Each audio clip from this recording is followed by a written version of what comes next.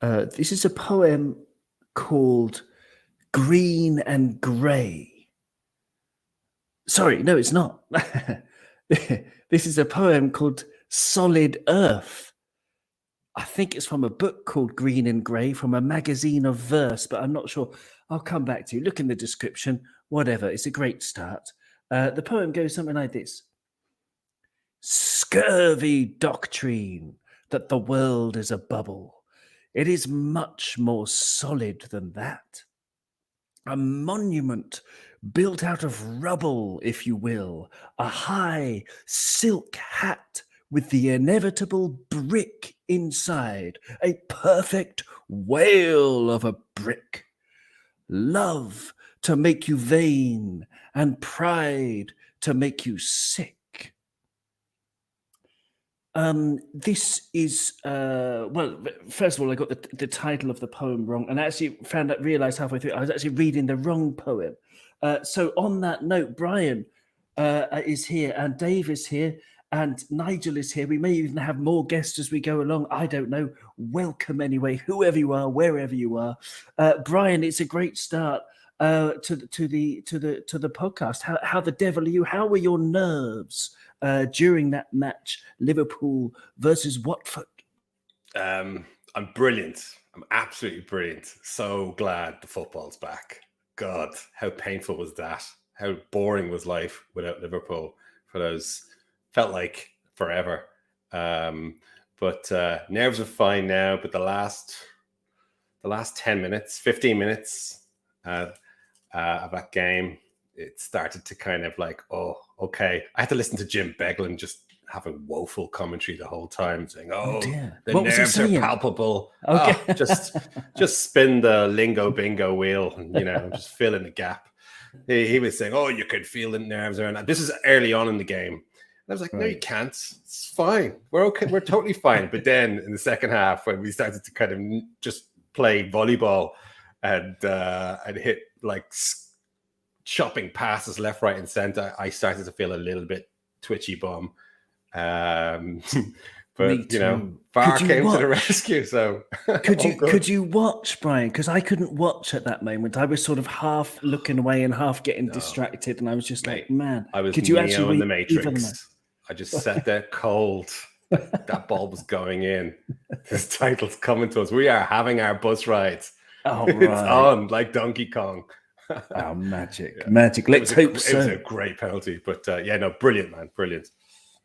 I'm glad you're so well, and you're absolutely right. It did feel like the longest international break of our lives. I felt actually that I died and was reincarnated about 5 or 6 times during that international break. But here I am back, Dave from Dave's LFC Chats. Dave, the legend from Dave's LFC Chats. How the devil are you, Dave? How are you feeling? Were your nerves hanging up? Holding up to the strain, or were they shredded like like they'd been attacked by Freddy Krueger's fingernails? I was hiding under the bed for the last 15. What was the score? No, look, it was squeaky bum time, as Brian said. I mean, it was. I mean, when you're 1-0 up, and Watford had a few chances, to be fair. They played quite well today. I think we gave them a lot of respect, let's say that, in the last 15. And unless you get that second goal, which ultimately was a late penalty, it could have gone. If they would have scored, at the crowd, you could feel, I'd say, the atmosphere. A few of my mates were at the game, and you're texting me that the atmosphere in the crowd was just palpable. They just didn't know what was going to happen. But look, we got the job done. It wasn't a great performance today, to be fair, but it's all about results this time of the season. And the result was 2-0, and the result was what we wanted today. But performance-wise, it was pretty poor, to be fair. I thought it was a poor performance. I thought we would have wiped them clean. But as I said last week in the thing, 2-week international break, then you've got a lunchtime kickoff. It's like leaving your car in the garage for 2 weeks on your sunny holiday in the Canaries, and you come back and hope that it will start and the battery will start. And today, Liverpool's just about started and got us over the hill. But no, it's interesting you say that, David. Just quickly, Dave, I mean, staying with you for a moment, because we've been saying that a lot in the last 4, 5, 6 games, whereas Liverpool, we haven't played well, but we've got the job done. Are you worried going into the future about the performance levels, or are you thinking that, this Liverpool team, like when we won the first 25 of our first 26 Premier League games, we just know how to win? I don't know. How nervous are you about that? A bit of both.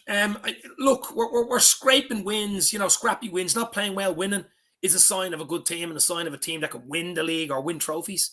But for me, I think we've got to up the performance now. I think we're in the quarterfinals of the Champions League, semi-finals against City in the FA Cup, and next week, the big one, Etihad, which will be full next Sunday, of course, against Manchester City. So we can't play like we did against Watford today against City. I think we'll be in trouble. I think we will. I think we'll rise to the occasion. I think it's a bit of, as you say, coming back from our 2-week hiatus, and the battery was a little bit flat. But I think it'll be recharged on Tuesday night and ready to rock into the Etihad on Sunday. But I don't think you can talk about Sunday at all until you talk about Tuesday, because I think Tuesday is the starter. You've got to have a good starter to have a main course. And for me, it's Tuesday. Who's going to bounce into Sunday with a positive result Tuesday or a positive performance Tuesday? And who's going to be negative about it going into Sunday? So I think all eyes are on Tuesday. I love it. And we shall get talking about that very, very soon. But first, I want to stick with today's game. I mean, Tuesday's absolutely, God, it makes you all sort of wobbly. What's the word with adrenaline thinking about it? But today, mucho happyo. Points. Mucho happio. Brian's bringing out the languages, his polyglot skills. Excellent stuff. Thank you, Brian. And but Nigel's here as well. Thank you so much for joining us, Nigel. Are you buzzing after that? Was it sort of, obviously it was exactly the result we were hoping for, but the performance, I'm going to ask you the same question I asked Dave. Are you worried about that? The fact that we weren't vintage, or are you just like, well, job done, bring on the next one? No, I'm not. I'm not that worried. I think these teams, these lower down teams, somebody said it a couple of weeks ago. I can't remember whether it was on this podcast or somewhere else. These teams are upping their game against us when they come, and they're inspired by the Anfield atmosphere. Like they go to the Etihad, and like you might as well be out in the street watching kids kicking the ball up and down on gravel. There's nothing. So these players are getting inspired by coming to play against our lads at Anfield, and inspired by our crowd. And they can sing your atmosphere is like a library and all they want. It just isn't. It isn't true. Like there's more atmosphere on the moon than there is in the Etihad. So, like on the basis of the international break and all that, I was 50 last Friday, and I think it's the quietest birthday I've ever had in my life. Oh man, it was so quiet. It was so quiet with Liverpool not playing. It was just, I don't like international football, so. Well, no, who does really? I don't know. But now, happy birthday! Speaking of birthday parties, speaking of birthdays, my birthday is next Monday week, the day after the Etihad. I want a birthday present. I want a birthday present. How about 3 pints, Dave? 3 pints. I'm not giving away my age, but I'm a little younger than you. I don't care. Well, that's it. We all want 3 points for our birthday. Every time we get 3 points, it feels like everyone's birthday anyway. So that's marvelous stuff. So, but now, Nigel, we got the games coming thick and fast, as they say, thicker and faster than Forrest Gump. It's all compressed. We've got all these games coming up in a row. It's the perfect start. Nigel, I'm going to stay with you. Who stood out like the first person to come to your head as a great player from today, a really positive performance? Thiago Alcantara, absolute outstanding player on the field. He was absolute magic. Those passes were just, God, if we could have converted one of those quickly, we could have opened them up. Just. Like pass after pass after pass. Curtis Jones kicked one into the stand. Oh God, I couldn't believe he did that. It was so frustrating.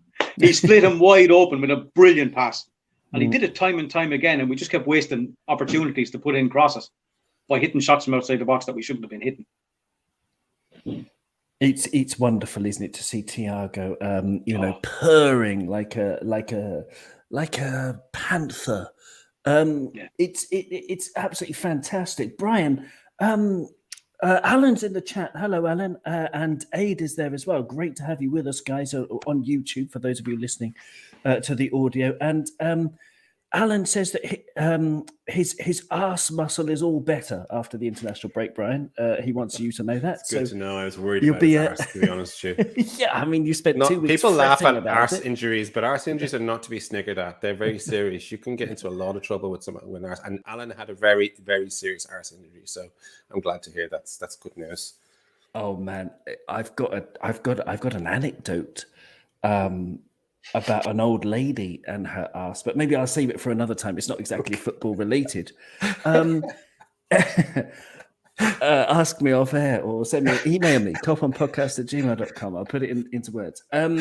Send some money to Patreon and you'll get the special answer. Yes, that's what you get if you sign up to patreon.com. Get all the arse commentary.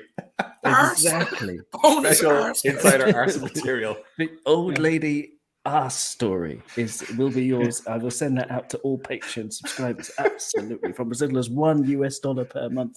It's well worth it for the next several years. Anybody looking for a good joke, look up the first joke Billy Connolly ever told on national television in 1976 on the Parkinson Show involves an arse. Excellent. That's a great tip. That is a great tip. We're getting a little bit sidetracked, but that's good. Sorry. That's a marvelous thing.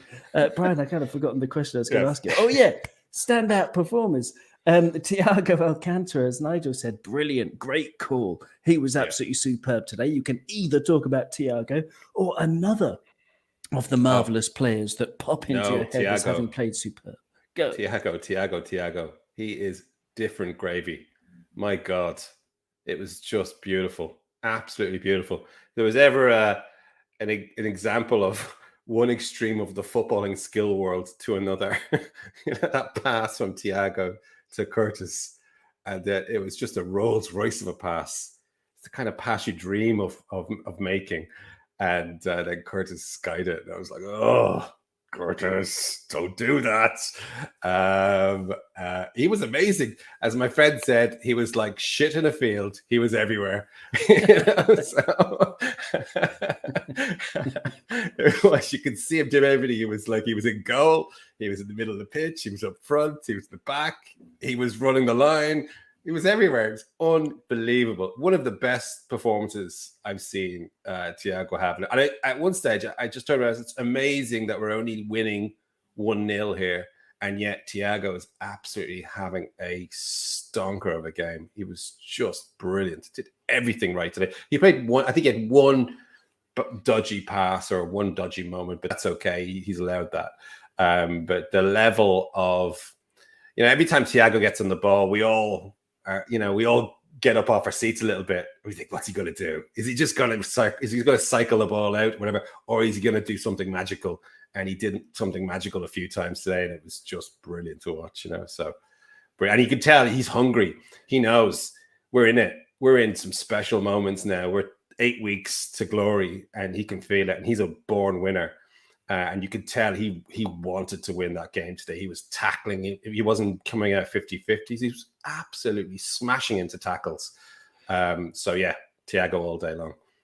It's wonderful stuff. Yeah, I mean, his defensive stats alone are crazy. 5 tackles, the most in the team, along with Bobby Firmino, who we'll also talk about. Thiago also had 2 interceptions, most in the team. 1 clearance. Going in terms of with the ball, he had 84.9% pass accuracy with 3 key passes. Both of those stats are higher than his midfield colleagues Jordan Henderson and Curtis Jones. He had more touches than Jordan Henderson and Curtis Jones. Curtis, who of course was substituted after 61 minutes. But Thiago had 99 touches of the ball. Jordan Henderson had 85 and Curtis had 45.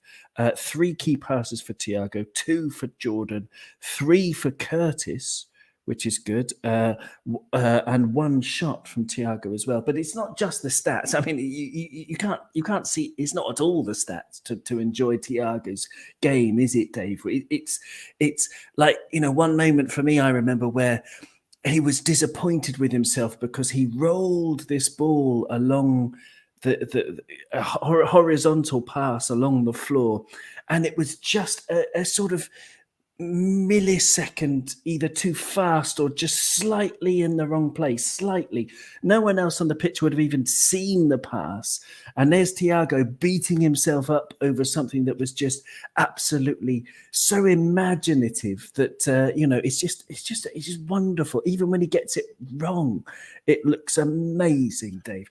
We're so lucky to have Thiago, aren't we? Yeah, the key for us is keeping him fit now till the end of the season and playing him in the key games that we need him.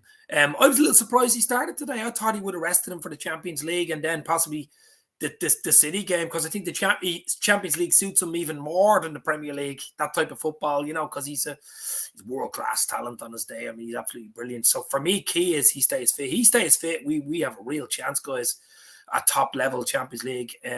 FA Cup, whatever you want. I mean, we're in everything. We're in everything to win it. But I think he's part of that spine now. That spine that we all know of: the Alisson, the Van Dijk, the Fabinho, the Thiago, the Mo Salah, even Diaz is becoming part of that spine. So the spine has grown out like a tree. It used to be 3 or 4 players. Now it's 6 or 7 players, which is great for Liverpool. But Thiago, as you say, he was the only one really in midfield that put his foot on the ball, slowed it down, speeded it up. Basically, the tempo. He controlled the tempo. Jones had a bit of an off day today. He was a bit erratic, let's say. Henderson was good today. Good, solid performance from him. But Thiago was the man who stood out. He was the official man of the match. He was my man of the match. He was the outstanding performer on the pitch today for Liverpool. Liverpool had an average performance, but he shone out like a little star there, on the James Webb telescope. He was the man shining brightly. But brilliant from Thiago. But key for me for Thiago is stay fit rest of the season, and we have a real show, guys. Real show. Is it likely, though, Nigel, that Thiago will stay fit? How confident are you that he can do it 3 games in a week, for example, Saturday, Tuesday, and then the big one next weekend? Yeah, key is managing his minutes as well. He's I wasn't sure about Curtis Jones today, I have to say. We looked an awful lot better when Fabinho came on. It takes pressure off the other two in the midfield when Fab is on there. Like, he just does such simple things, and lets the other two just lets Henderson go a little bit further forward, which he's better at with his little bit of movement, and lets him captain a bit more, I think, actually, than like Curtis Jones. I feel really sorry for the lad, but it just ain't happening at the moment. Do you think he'll come good? I think his minutes are going to be limited. That's the problem. He's going to have to come on and come one hell of a game to hope to have any kind of impact where he's going to get proper starts. At the moment, it's not looking too likely. He's an excellent player, unless you want to try him in the where they were trying to play Ox a little bit further forward, maybe without Henderson. Play him in the Henderson role, pushing forward, rather than where he was trying to play him today, because I'm not sure where he was trying to play him today. But his passing accuracy is usually in the 90%, Brian, Curtis Jones. Like we look at it every week, which is amazing to have 90% as a midfielder. But then he often plays quite safe. But today, with that one, twanger shot, that he tried, it seemed to, like, I don't know, he seems to be quite, maybe Klopp would call him an emotional player. Like, things seem to get in his head a little bit. But I mean, I still think he'll come good. I think his decision making will improve. I think he's got great talent and technique. But it was the decision making today that perhaps let him down. Brian, is that a fair assessment of his game? Yeah, I mean, to be fair to him, he did 2 twangers. he hit the same shot. The second time I was like, I can't believe you just did that again. Honestly, man. It's like, are you Are you going to score from there? No. But Yes. I mean, I thought about it. I mean, I feel sorry for him for a little bit because we had such high expectations for him. And I think they were a little bit unrealistically high. I think he's got a Liverpool career ahead of him. I don't think he's going anywhere, and I think he'll be in and around the team. At the moment, he's a squad player and a decent young squad player, and he has an opportunity to be more than that. But right now, like if you look at him and Harvey Elliott, right, they're in the same zip code. You could argue that he's further ahead than Harvey Elliott in terms of his development, whatever. But Harvey Elliott doesn't hit that ball over the post twice in 2 games. He might do it once, but usually Harvey Elliott, for a kid, will knock the ball down the channel or just recycle the ball, or he plays like an older player, whereas Curtis plays like a young player quite a lot. You can't trust him. He will do a job for you, and he's not going to lose you a game. But it's been a long time since he looked like winning a game. He had a couple of magic moments on the left channel where he cut in and scored some absolute blinders. And, he's a local lad. He sticks it in the top bin. We all love it. We're all really happy for him. And we're all thinking, is he going to push on? Because he's one of those players that when he gets the ball and he's in the mood and he's playing well, he can make things happen by himself. He doesn't need anybody else to do it.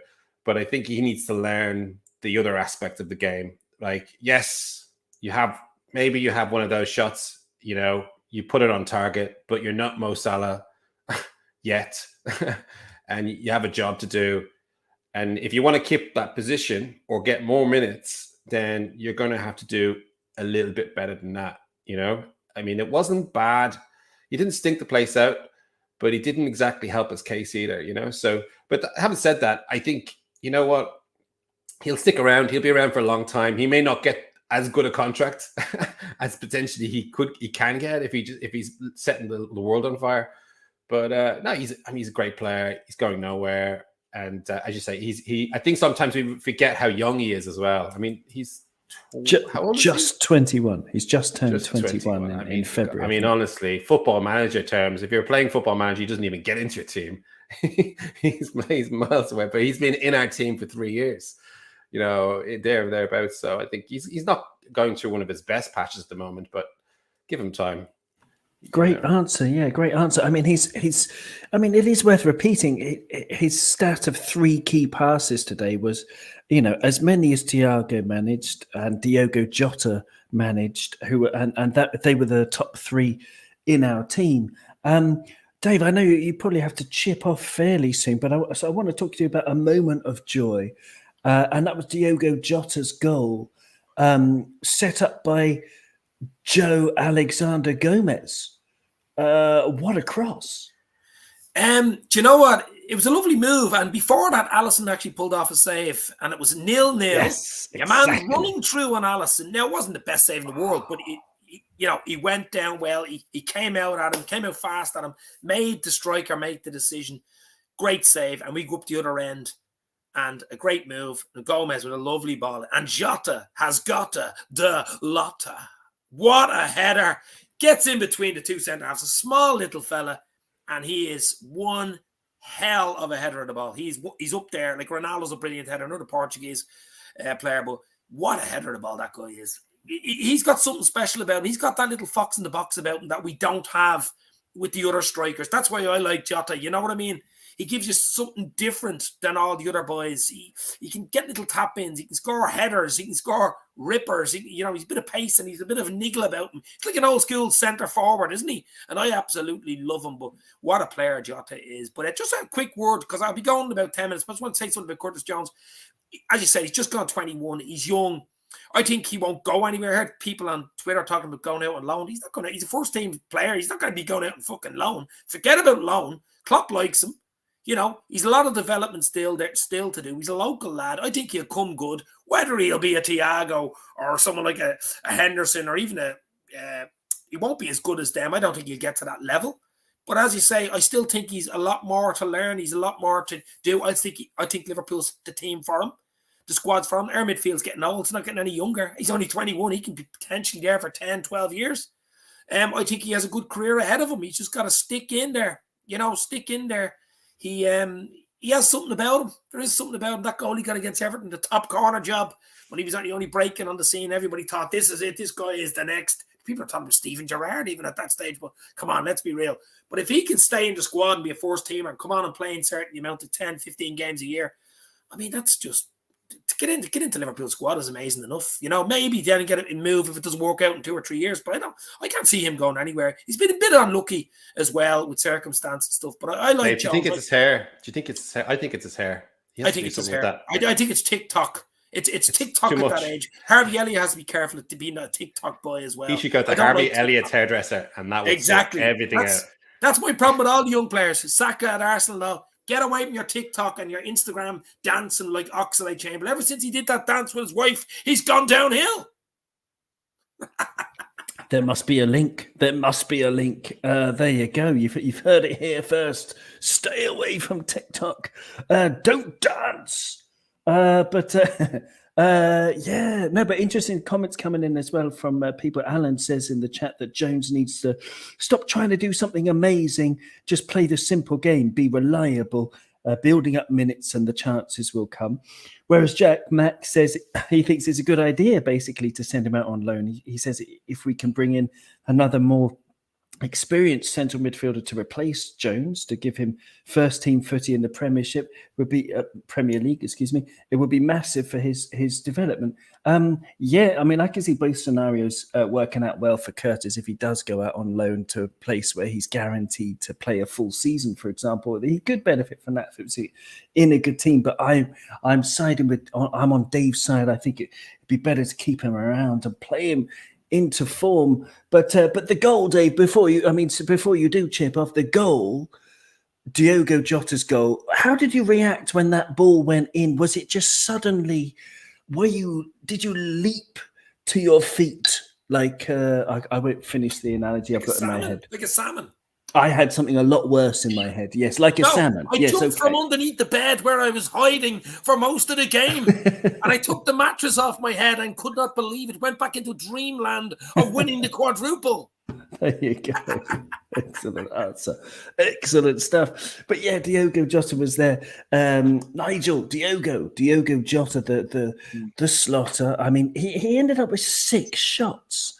Double what Firmino and Salah had, and they were our second best for amount of shots today. Diogo ended up with 6 shots. I mean, he's just there.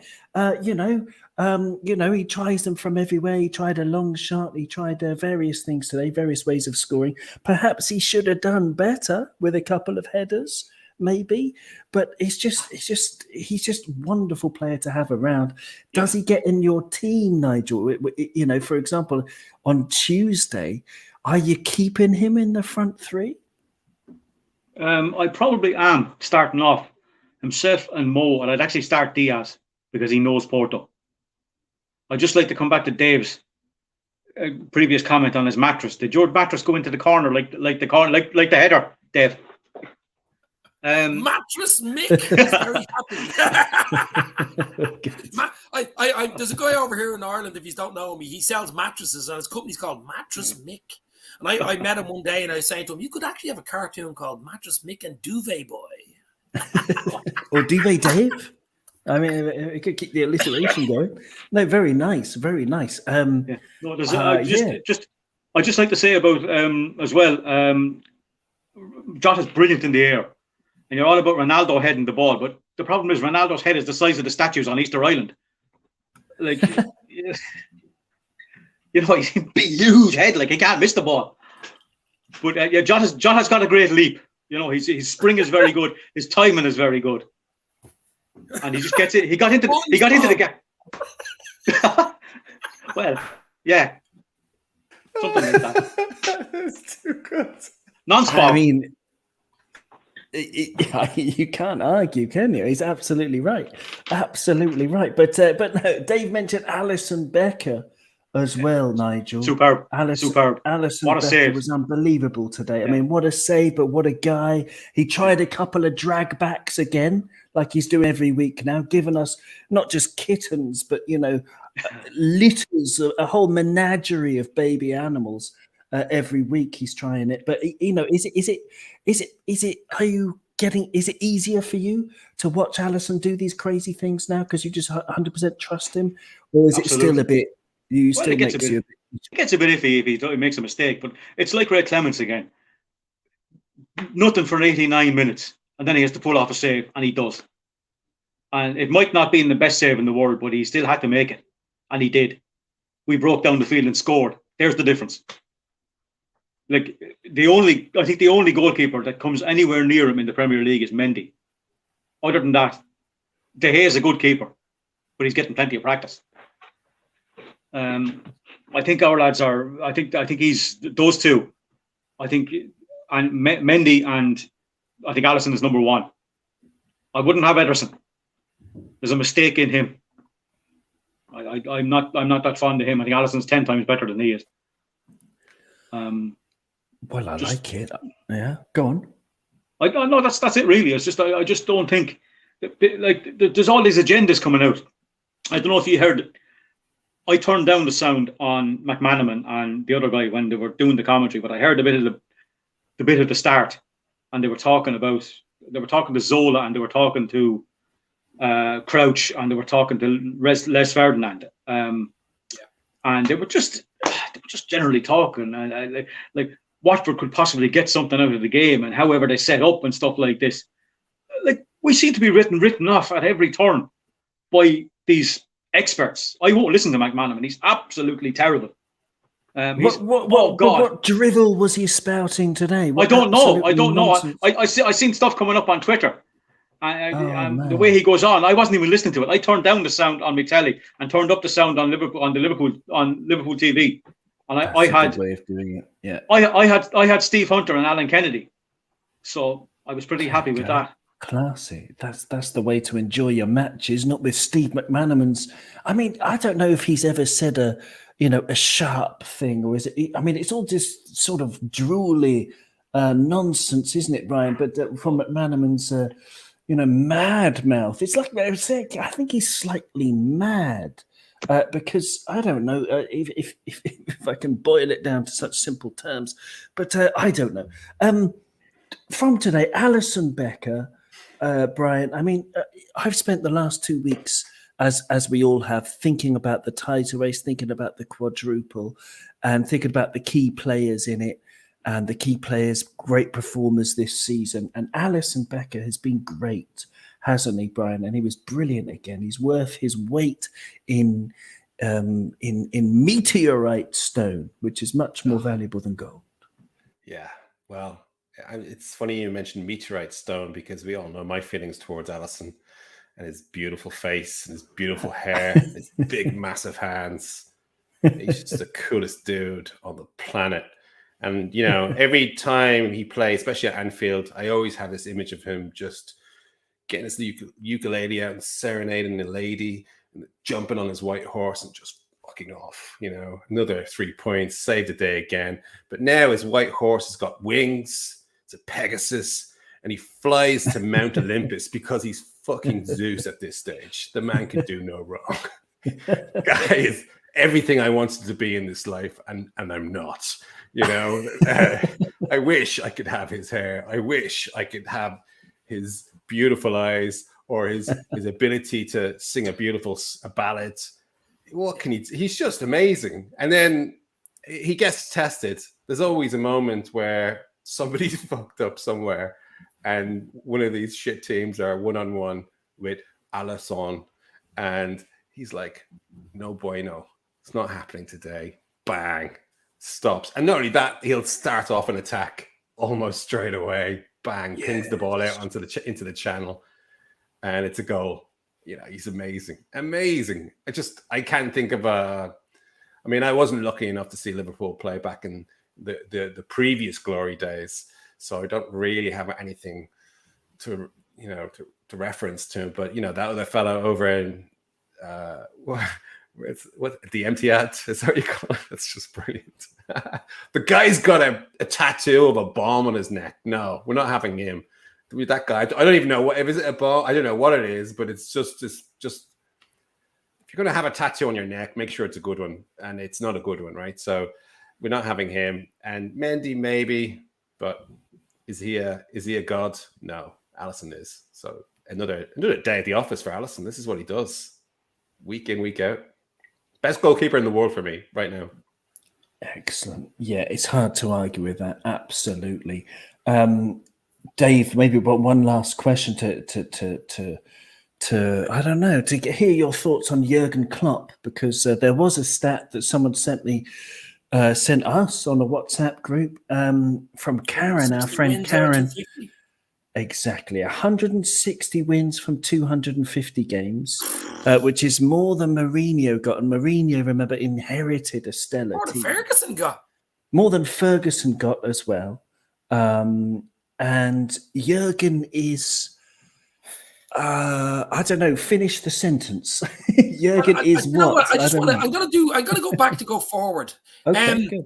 I'm going to have a quick one about what Brian was talking about, Alisson Becker. I have to talk about my own mate, Alisson Becker. So just real quick, he would be perfect for an Old Spice ad. You know, the guy on the horse.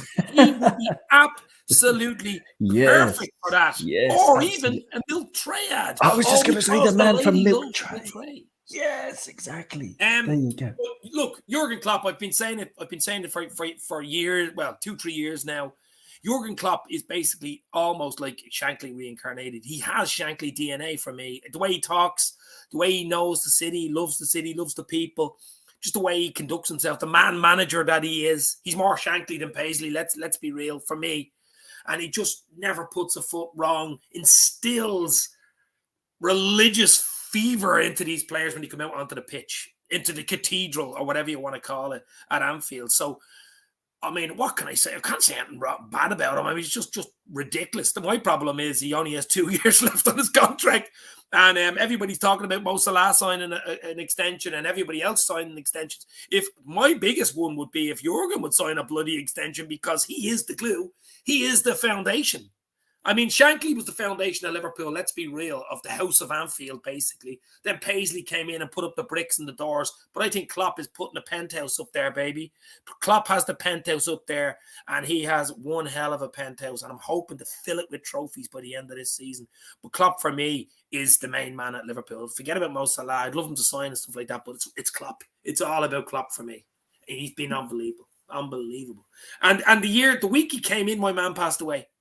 In October 2015, my mum was sick and she passed away that week he came into Liverpool. So my mind was somewhere else. So eventually, you're looking at Klopp. I think we got 0-0 away to Spurs in his first game. Something like that. I think it was a draw at Spurs. But, I mean, I knew at the time the Dortmund feeling as well. You've got the Dortmund connection with Liverpool. It's a working class. It's similar to Liverpool. You know, you've got the Sing You Never Walk Alone and the crowd and the love of the fans, to the closeness to the club, and like in the Dortmund family. So there is connections there between Liverpool and Dortmund and Klopp and Liverpool, and it was always going to work. I never in my wildest dreams thought it would work the way it has worked out. And the level that we're at now, as you just said, 160 wins out of 250. We're breaking fucking more records than the Beatles. We are like record breakers. It's record breaking all over the shop. And I just hope and dream that he gets an extension onto his contract, because, as I say, he's only got 2 years left, 2024, even go to 26. And I have a feeling, a little slight inside feeling, that he actually might extend by a year or two, because he likes what he sees too. Well, you got to wonder, don't you? I mean, where he's going to go. I mean, he's still too young to be. He'd be bored by international football as much as the German FA would love to have him. He's a club football manager. We don't know intense, him. Though. It's intense for his family. You have to think of his wife, Ula. Yeah. And then his kids. But 2 kids are like late 20s, like Kevin and I forget the other guy's name. But I mean, they're not kids really, are they? But I mean, you have to think of that as well. He took the year sabbatical off at Dortmund. He's been talking about doing it at Liverpool. Would you let him go away in 2024 if he said he was coming back a year later? I would. Let Pep stay there. Absolutely. Have Klopp on the phone. That's a possibility. That is a possibility. I think that is an outside chance. They've been doing things that other clubs haven't, being the first to get in a throw-in coach or one of the first, and my old et cetera, mate Thomas Gronemark. Exactly. He's been on Dave's LFC chats a few times, hasn't he? He's great lad, and really interesting interviews. Check that out, listeners. And but I just think maybe we can do something like that.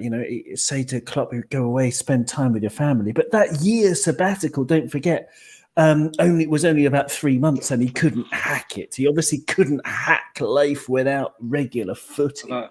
Nigel, you want to come in here? I do, because I think there might be a little pointer, what Dave said as well, that he might sign a new contract.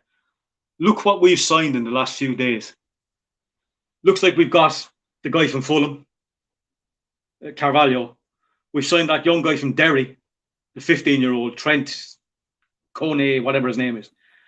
And we've signed this other young kid as well. We've got 3 kids who are coming in, who Klopp hopefully will be able to work with. And I think he might, if he keep developing kids like that, he might stay for the extra few years. I just think it might be a good pointer that he might. Yeah, I mean, hopefully, these kids can show him that it's going to be just fun to stick around. There you go, Brian. Are you holding up hope that Jurgen can stay? I mean, Jack Mack in the comments, by the way, says Jurgen is fucking boss, and that's very succinctly put. Well done, Jack. Brian, he is fucking boss. He's unbelievable. Yes. And what? I don't know. What would you do to? I don't know. You know what? I think the guys might be right. I think this is a small part of me now is thinking maybe he might extend for 1 year, because things are going so well on the pitch. Things are going so well in the squad. Things are going so well at the club with the fans. The fans in the club have never been closer. Yes, FFG have made a couple of put their foot in it a few times, but generally fans are happy with everything right now and the way the club's going, where we're growing, and the way everything's moving. And it just seems like you'd be leaving at the best is yet to come. You don't feel like this project is at the end yet. I think we're still going up. And he loves the city, loves it. Like it's in his marrow, you can tell. And what's not to love, right? And he loves the people. He loves the fact that it's a music city. And I mean, he did a couple of great interviews during the week there in the off time. And man, he just talks so much sense. And he's such a humble man. I mean, if anybody deserves to talk about the boot room and Shankly, it's him. But he opened up, I think the interviewer was asking him, and so do you think you guys are the boot room? And he goes, well, I'm not sure if I'm allowed to say it or not. It's like, yes, you are. You're allowed to say it. You've earned that. It's just a joy. I mean, as much as it is a joy to watch this team, I feel very lucky to, have this manager in my life, for a protracted period of time. Because you know what, when things are going pear-shaped or whatever, Jurgen Klopp comes on twice a week, has a chat, and we all listen to him, and we all feel a bit better. Whether it's talking about football or, the journalists are asking him about something else, he always talks with great degree of control and measurement. And I don't know. I mean, I think Dave's idea about a year off is brilliant. I mean, that's like, in the world of football, that's revolutionary. Why not?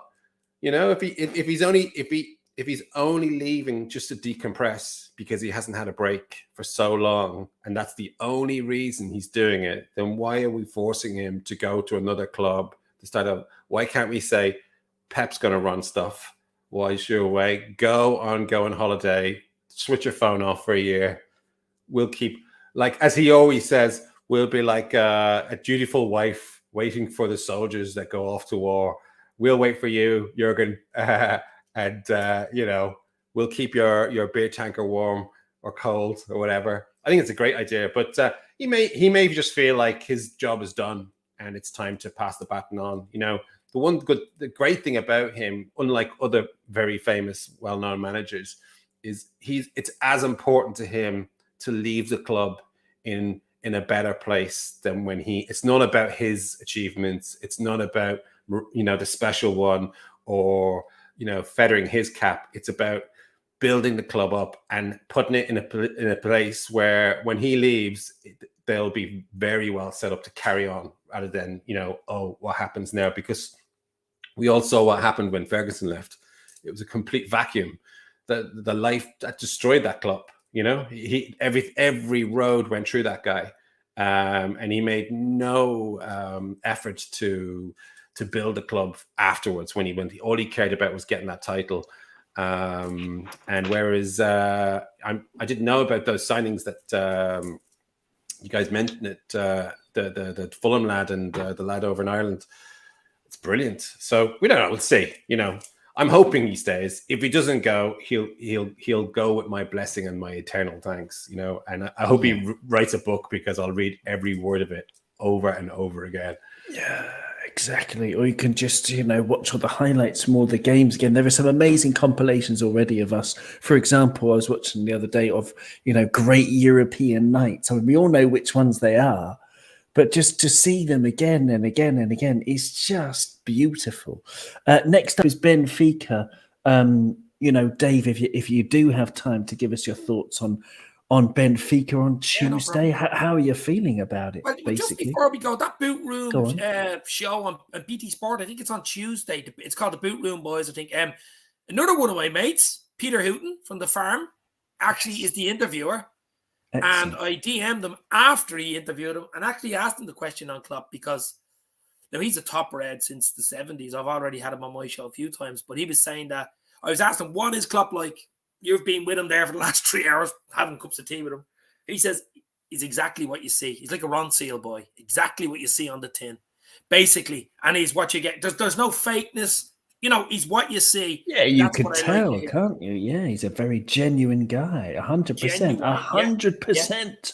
And we're going into Benfica. So just before you give your thoughts, I mean, just to let you know, Benfica lost their last match. If you didn't know, they lost 3-2 to Braga away. Braga went 2-0 up on 60 minutes. Then Benfica pulled it back to 2-2 with 2 quick-fire goals, a penalty, and then a goal 3 minutes later in the 77th minute to make it 2-2. And from then, you would think they would go on and win it. But no, Braga snatched a winner just 2 minutes after Benfica had equalised. So they lost. Braga won 3-2. Benfica lost 3-2. And it leaves them, after 28 games in the Portuguese league, on 61 points. 12 points behind the leaders, Porto. So they're not in great form. I mean, they beat Estoril before that. They beat Ajax before that, of course, with that 1-0 win. Everybody said it was jammy, but I'm not sure because I didn't see it. But what do you reckon for Benfica? I mean, it was the easiest draw in the end. But I mean, I don't know, is complacency an enemy here? Yeah, I think the only thing that can beat us is complacency. It won't be Benfica. I think we just got to go into the game. It's quarterfinals of the European Cup. You know what I mean? And I think we're on the right side of the draw with Villarreal and Bayern Munich. I don't fear either of them if we do get through to the semi. I think we've got to go into that game and get a positive result, hopefully a win. Away goals don't count anymore, so just get a win. Go for the win. We should be too good for Benfica. As you say, we're so good against Porto, and they're even a level higher than Benfica. But you never know. I mean, they've nothing to lose. They're the underdogs. They're at home. I expect a tough game on Tuesday night. But as I said, this game, for me, does a lot for Sunday. This game, for me, is the starter. You're going into a nice 5-star restaurant. You're sitting down. He's coming over to ask you what you want. I'm not thinking about the main course. I'm already on. I want my starter. And this is the starter for me before even thinking the main course. So I think we've just got to be professional. I think Diaz does start. I really do. He knows the Portuguese league, obviously, inside out. He's a decent record against Benfica. I think Jota does, being a Portuguese international too. And Mohamed, the king of Egypt. I think those 3 will start up front. And Thiago starts in midfield. Fabinho, Hendo. I think we've got to go back to the famous 3. And Trent comes back in with the back 4 of Robbo, Van Dijk. Question is, I think Konate could start because I think Matip will be rested for the City game. He won't play 3 games in a row. I think Matip will probably step aside. Konate, for his pace and his physicality, will come in. They're a pacey side, Benfica. They have a decent centre-forward, a big centre-forward up front. He got the goal against Ajax Ajax had chances in that game. I seen it. They do give a few chances away. We just got to be clinical on Tuesday night. But I fully expect Liverpool to beat Benfica over the 2 legs, possibly even 2 games, beat them home and away. A lovely answer, absolutely. If Benfica are the starter, you would hope, Nigel, that they play Vertonghen and Otamendi at centre-back, in which case they would be the mayonnaise, and we can just slather a load of mayonnaise on them and wolf them down. Surely, Nigel, I mean, this is... Jeez, I didn't know those two were there. Exactly. No, I mean, that's why they conceded 3 goals against Braga the other day. I mean, Vertonghen was actually substituted before the end of the match. I'm not sure why, but hopefully they'll play on Tuesday, or at least one of them will play, and we should destroy them. I'd fancy myself to stop Salah more than Otamendi would. Jesus Christ, he's terrible. He's a shocking player. He's a big, awkward lump. He can't turn. It's like watching Maguire all over again. They are very similar. You're right. Get him running, turning. Get the ball down the channels, in behind. Get their forwards to run in behind. Get Dio's to run in behind them in the channels, and he'll be all over the place. He won't know what way to go. Jesus, I didn't know them two were there. I really didn't.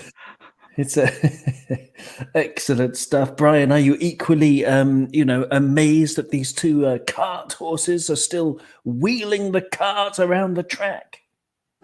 Yeah, we were playing Pro Evo in between games, and we were battering City at the Etihad, and then as a little moose bouche into the game, we put on Benfica away. And I was like, Jesus Christ, these guys are shit. It's like, holy footballs. If this is anything like the real team, this is going to be awesome. You could drive 3 double-deckers. I mean, it's a computer game. But, it's a very accurate computer game. They're all over the place. And then we had Otamendi, I can never pronounce his name, the Vertonghen and... the other guy, Nicholas. Mallet Head, named. And it was like, fuck, that's where they ended up. Huh? Wow, we're playing these 2 arseholes on the week. This is going to be awesome. And City have to play fucking Atletico, exactly on the Death Star. where their very souls are going to be sucked out of them. It's brilliant. I mean, I don't know. I mean, I think Benfica away is a brilliant game for us, considering it's the quarterfinals and we've got a big game coming up. It'll give Klopp a chance to rotate, and you'd have to think that we are going to turn up professional, not taking anything into granted, and going there and stamping our authority on the game and taking the win. But they don't hold anything. There's no fear for me against Benfica. I'm not saying we're just going to rock up and we'll win, because you don't do it anywhere, and it is the quarterfinals of the Champions League. But we should have way too much for them. We could end the tie with this game. Go there, score. I mean, I'll take anything, literally. But I think we will have way too much. And if their centre backs are as described, then it should be a joyous night. Diaz is playing. He's playing. He's going to tear them a new arsehole. It's going to be awesome. Let's hope so. Let's hope it's another win. It's a proper tearing. They need surgery after this one, Dave. What do you think? I mean, I'm looking at Liverpool's results, right? On sorry, Alan, for all the mentions of arseholes and tearing. Time for you. It's descended again, but there you go. This has been a very anal podcast. Well, there you go. But no, there's a great website called Soccerway. It gives you, it's a really like a one at a glance look at Liverpool's results, right? And there's 1, 2, 3, 4, 5, 6, 7, 8, 9, 10, 11, 12, 13, 14, 15, 16. Dave, we've won 15 of the last 16 games. We haven't even drawn. We've won 15 of the last 16 games. The only one we lost didn't matter a jot because that was against Inter. Yeah. That was an interesting game. It But, was an interesting game, but yeah, I mean, yeah. we they're gonna book their hospital, book their cosmetic surgery. Look, we're on a roll. We're on a Swiss roll. I mean, we're literally we're in dreamland. I think complacency is the only thing that can beat us. I really do. I think we roll into Benfica. I mean, if we put in a performance, even a decent performance, I think we'd be too good for Benfica. Probably even take a 2-goal difference going into the next game. And as I say, I think it's so important to get a positive performance and result Tuesday night, because then you're bouncing into the empty Had stadium ready to rock. And I'm hoping across the road, where they're at home, we're away, so they're at home, and I'm hoping they get a bruiser. They get a real bruiser against Atletico Madrid and a shithousery all over the shop, and that Atletico are still in the round. You know, you're not hoping that City beat them 3 or 4-0 and it's more or less over, so they can relax and think about the game. I want them thinking about Atletico even before our game, because we know they have never won the bloody European Cup, and it's the one they really want badly, I'm sure. So I think Tuesday's huge, absolutely huge. If we can get a positive result, get a win, all eyes bouncing into Sunday at the empty Had Stadium, and hopefully City is the opposite way and they're still in. You know, they still maybe a 1-1 or even only a 1-0 or something like that. So it's huge. Tuesday's huge, and I for one can't not wait. Yeah, you're absolutely right. And I think on that note, we may as well call it a day. I do want to just clear up the intro that completely messed up. I actually read parts of a poem called Solid Earth by William Rose Benet, who's a really good poet, just discovered today, actually, when I was trying to find a good poem.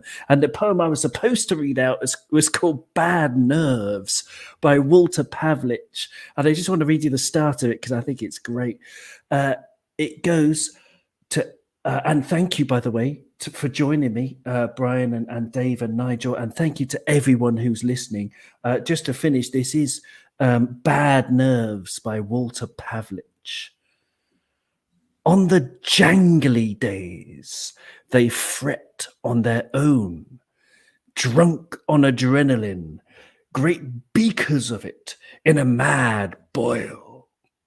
Cymbal crash of the telephone, barking dogs with megaphones, nervous rumors of dust, the mind aluminum, the world flashing off it. Thanks, everyone. We'll see you soon. You'll never walk alone. Yes. Cheers, guys.